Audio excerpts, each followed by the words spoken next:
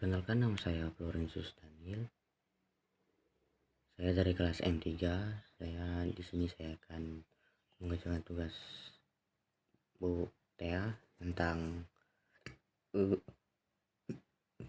mengurangi konflik karyawan, peran emosi, persepsi, dan sikap dalam pengambilan keputusan organisasional.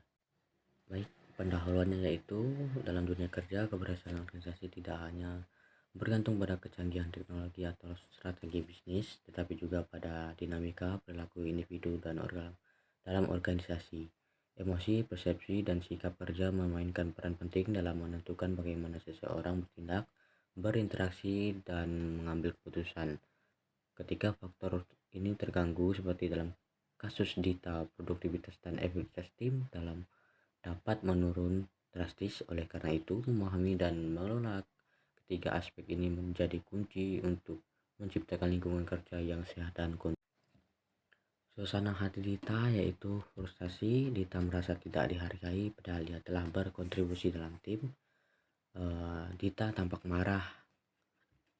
Dari perubahan perilaku menjadi mudah tersinggung, dan kesedihan terlihat dari sikap pasif dan penarikan diri dari.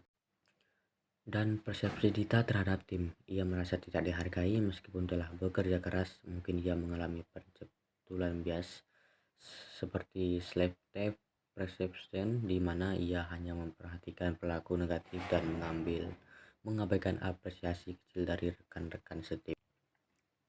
Dan juga persepsi atasan terhadap Dita, yaitu mereka merasa kecewa dan menilai Dita telah menurun kinerjanya tanpa menyelidiki penyebab emosional yang mendasarinya.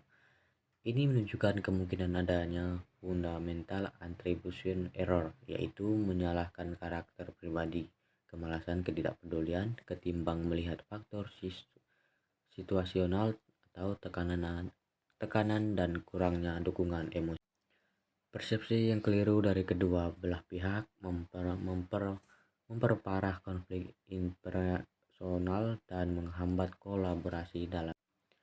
Dan sikap dan kemampuan emosional Dita, yaitu sikap Dita kognitif. Dita merasa bahwa tim dan atasan tidak menghargai usahanya. Ia merasa kecewa dan tidak termotivasi. Perilaku menunjukkan sikap pasif dan menjauh dari interaksi sosial. Kemampuan emosionalnya, Dita mungkin mengalami emotional exhaustion sehingga kehilangan kemampuan mengelola emosi secara sehat. Atasan juga tampak kurang memiliki empati, yang merupakan bagian dari kecenderungan emosional penting dalam kepemimpinan. Kurangnya kecerdasan emosional ini berdampak buruk terhadap dinamika tim, akan mengganggu komunikasi dan memperburuk konflik. Kurangnya partisipasi aktif dari Dita, yang sebelumnya adalah kontributor andal. Ketegangan emosional menciptakan suasana kerja yang tidak nyaman. Solusi dan rekomendasi untuk menyelesaikan konflik ini dibutuhkan pendekatan holistik. Adanya fasilitasi dialog terbuka, pertemuan khusus antara Dita, atasan, dan tim untuk menyampaikan persepsi dan perasaan masing-masing. Yang kedua yaitu pelatihan emosional atau intelligence. Adanya pelatihan untuk seluruh tim termasuk pemimpin agar lebih peka terhadap emosi rekan kerja dan dapat mengelolanya dengan baik. Yang ketiga itu pemberian umpan balik positif.